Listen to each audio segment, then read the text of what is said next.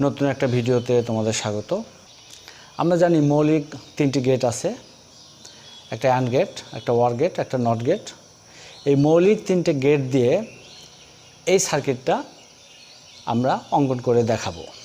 এখানে ইনপুট আছে, এ একটা ইনপুট, বি একটা ইনপুট, এখানেও একটা এ ইনপুট, বি ইনপুট, কিন্তু এখানে বিতে নট আছে।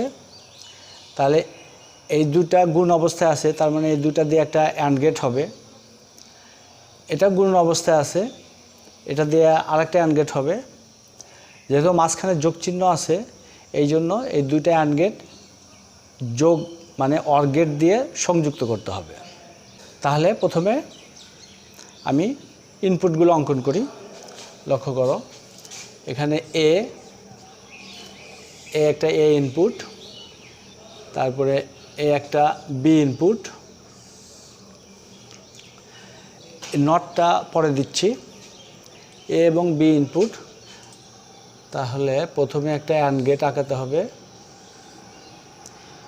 এই হলো এ ইনপুট, আর বি এখানে একটা নট গেট দিয়ে একটা বি ঢুকবে।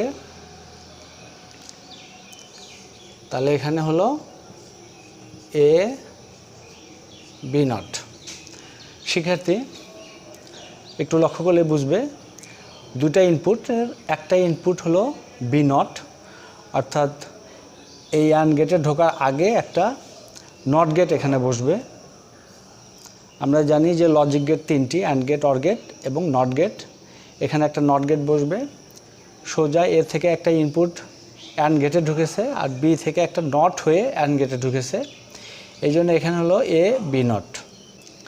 এবার আমরা এটা আঁকাতে হবে এ নট বি। তাহলে এ থেকে একটা ইনপুট যাবে সোজা, মাঝখানে একটা নট গেট বসে,